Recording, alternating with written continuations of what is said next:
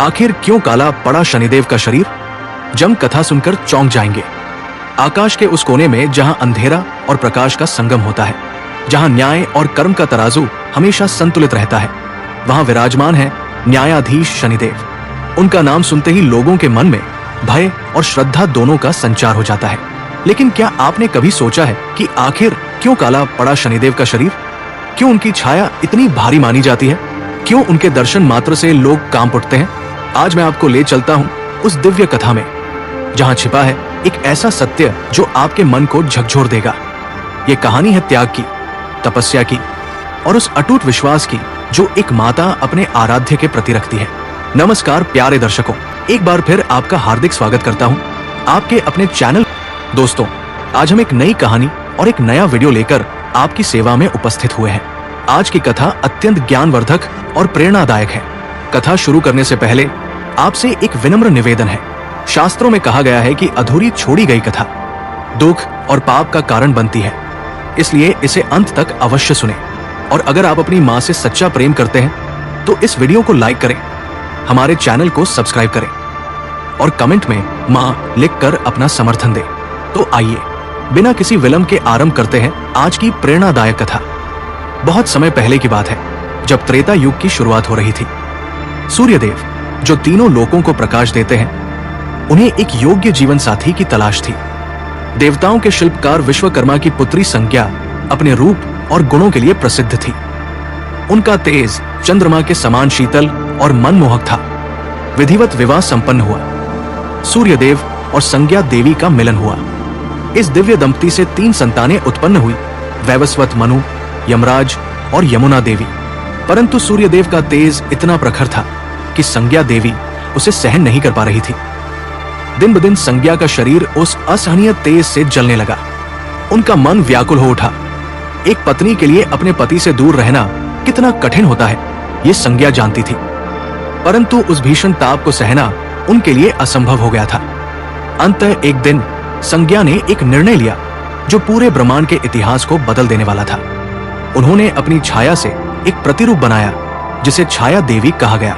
ये छाया संज्ञा देवी के समान ही दिखती थी, परंतु वो तेज को सहन कर सकती थी। संज्ञा ने छाया से कहा, तुम मेरे स्थान पर सूर्यदेव की सेवा करना, मेरे बच्चों का ध्यान रखना। मैं अपने पिता के घर जा रही हूं। छाया ने स्वीकार किया और संज्ञा तपस्या करने चली गई। सूर्यदेव को इस बात का जरा भी आभास नहीं हुआ कि उनकी पत्नी संज्ञा नहीं बल्कि छाया है। समय बीतता गया। छाया देवी ने सूर्यदेव की सेवा में कोई कमी नहीं रखी। वो एक आदर्श पत्नी की तरह व्यवहार करती थी। उनकी भक्ति और समर्पण देखकर सूर्यदेव भी प्रसन्न रहते थे। परंतु धीरे धीरे छाया का हृदय महादेव की भक्ति में लीन होने लगा।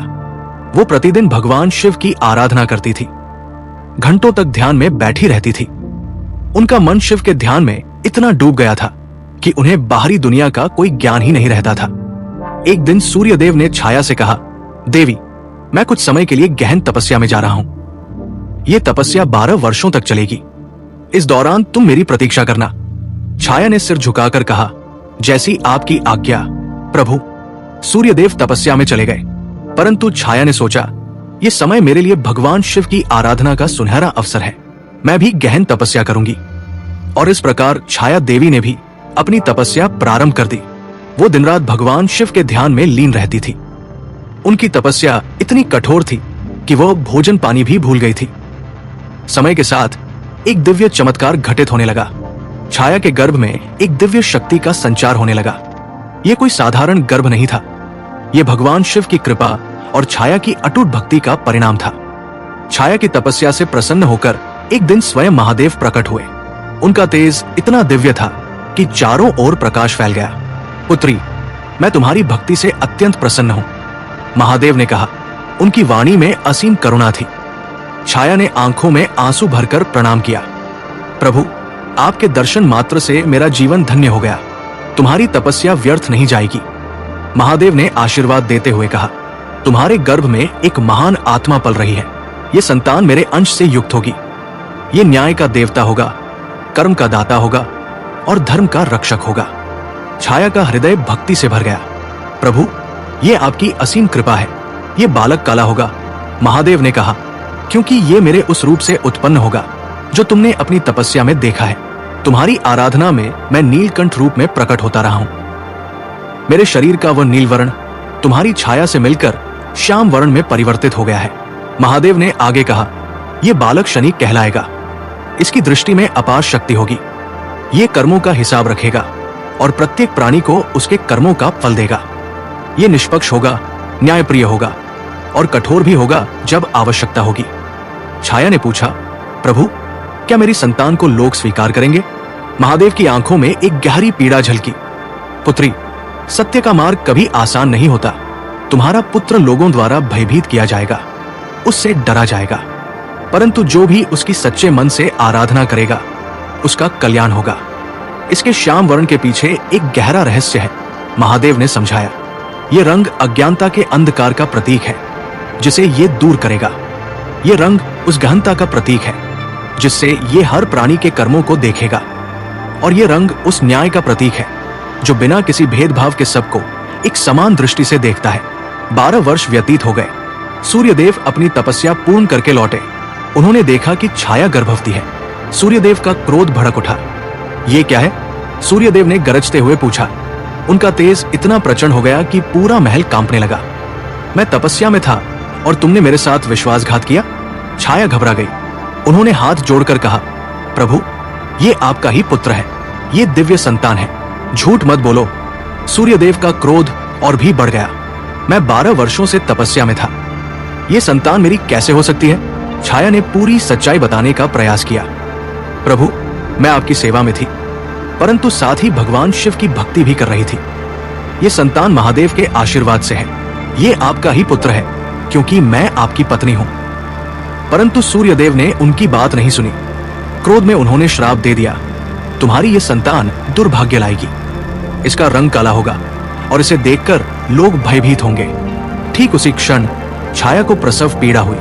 असहनीय दर्द के साथ एक बालक का जन्म हुआ। बालक का रंग घने बादलों की तरह श्याम था। उसकी आंखों में एक अद्भुत तेज था, एक ऐसी गहराई थी जो किसी की भी आत्मा तक पहुंच सकती थी।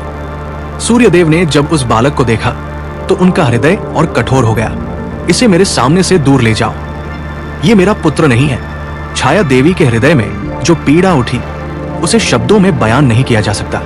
एक माँ के लिए अपनी संतान से बढ़कर कुछ नहीं होता, परंतु जब पिता ही उस संतान को अस्वीकार कर दे तो वो दर्द असहनीय हो जाता है।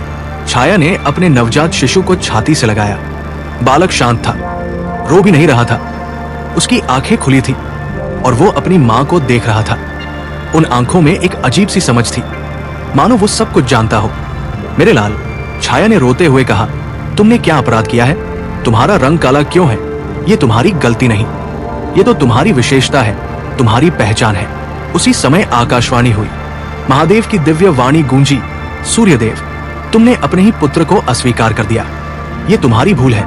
ये बालक तुम्हारा ही है और ये महान बनेगा, परंतु तुम्हारे इस अपमान का फल तुम्हें भी भुगतना होगा। सूर्यदेव का अहंकार कुछ कम हुआ, परंतु उनका हृदय अभी भी कठोर था। उन्होंने कहा, यदि ये मेरा पुत्र है तो इसे प्रमाणित करना होगा। मैं इसे तब तक स्वीकार नहीं करूंगा जब तक ये अपनी योग्यता सिद्ध नहीं कर देता। छाया ने अपने पुत्र को सूर्यदेव के सामने रखते हुए कहा, प्रभु यदि आप इसे स्वीकार नहीं करेंगे तो ये बालक अकेला ही अपना मार्ग बनाएगा, परंतु याद रखिए ये महादेव का आशीर्वाद प्राप्त संतान है। शनि का बचपन बेहद कठिन रहा। जहां उनके सौतेले भाई यम और यमुना को पिता का स्नेह मिलता था, वहीं शनि को उपेक्षा का सामना करना पड़ता था। सूर्यदेव शनि को देखते भी नहीं थे, परंतु छाया ने अपने पुत्र को कभी अकेला नहीं छोड़ा। उन्होंने शनि को शिक्षा दी, संस्कार दिए और सबसे बढ़कर उन्हें न्याय और धर्म का पाठ पढ़ाया। पुत्र, छाया कहती थी, तुम्हारा रंग तुम्हारी कमजोरी नहीं बल्कि तुम्हारी शक्ति है। यह रंग बताता है कि तुम अलग हो, विशेष हो। तुम्हें सबसे अलग मार्ग पर चलना है। शनि बड़े होते गए, उनमें असाधारण प्रतिभा थी। वो शस्त्र विद्या में निपुण थे, शास्त्र ज्ञान में पारंगत थे, परंतु उनकी सबसे बड़ी विशेषता थी उनकी दृष्टि। जब भी वो किसी को देखते तो उस व्यक्ति के सभी कर्म उनके सामने प्रकट हो जाते। एक दिन छोटे शनि ने अपनी माँ से पूछा, माँ लोग मुझसे क्यों डरते हैं? मैंने तो किसी का बुरा नहीं किया। छाया ने अपने पुत्र को गले लगाया। पुत्र, लोग अज्ञात से डरते हैं, तुम्हारी शक्ति को वे नहीं समझते। परंतु एक दिन वे समझेंगे कि तुम किसी के शत्रु नहीं बल्कि न्याय के रक्षक हो। जैसे जैसे शनि बड़े होते गए उन्हें अपने जीवन के उद्देश्य का आभास होने लगा। उन्होंने महसूस किया कि उनका जन्म एक विशेष कारण से हुआ है। एक दिन शनि ने अपनी मां से कहा, मां, मैं तपस्या करना चाहता हूं, मैं भगवान शिव से आशीर्वाद लेना चाहता हूं। छाया का हृदय गर्व से भर गया। जाओ पुत्र, तुम्हें मेरा आशीर्वाद है।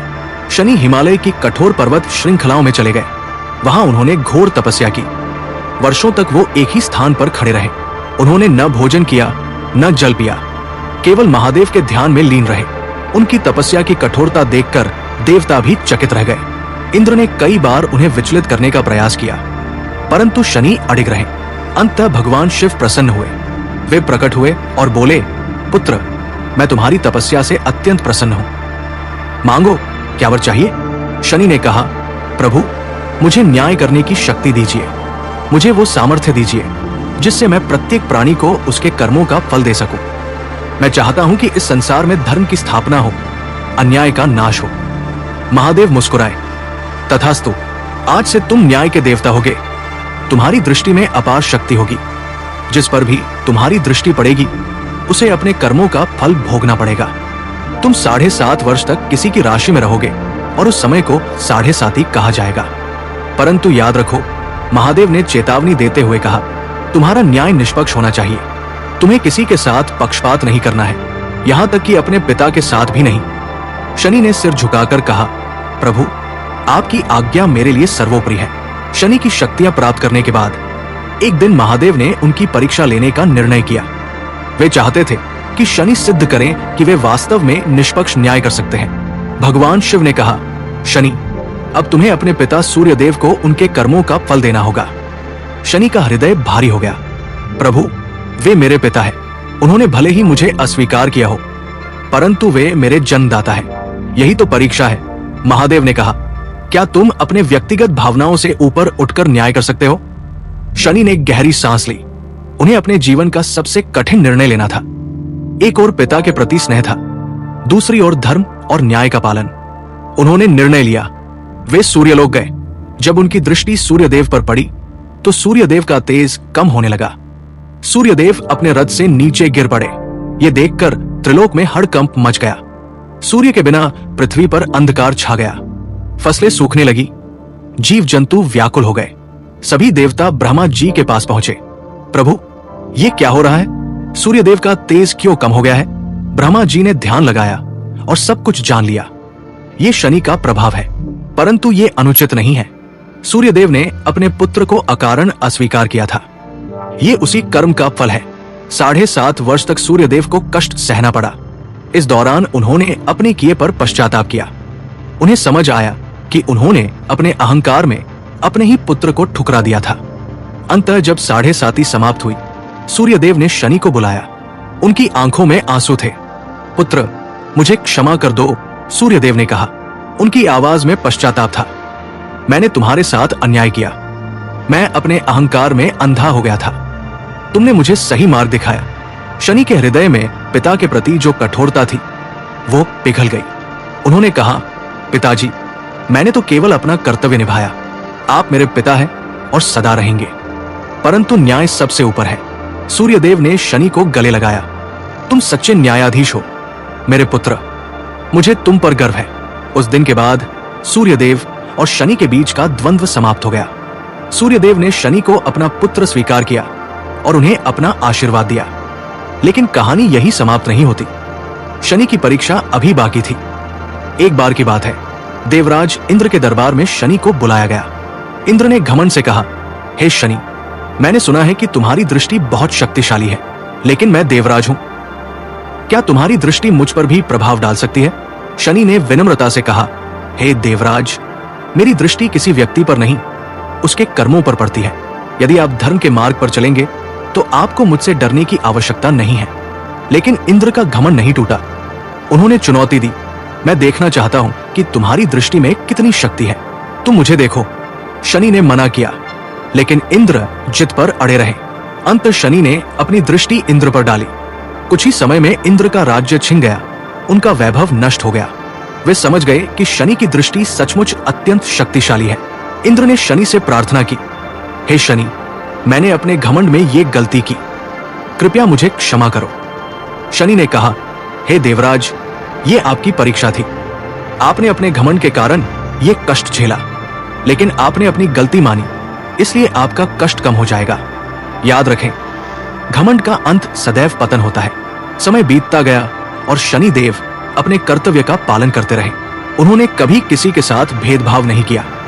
उन्होंने राजारंक, देव दानव सभी को उनके कर्मों के अनुसार फल दिया। शनि का काला रंग उनकी माता की तपस्या का प्रतीक है। यह दर्शाता है कि सच्ची भक्ति में रंग नहीं देखा जाता। छाया देवी ने अपनी तपस्या में इतनी तल्लीनता दिखाई कि उन्हें अपने शरीर की भी सुध नहीं रही।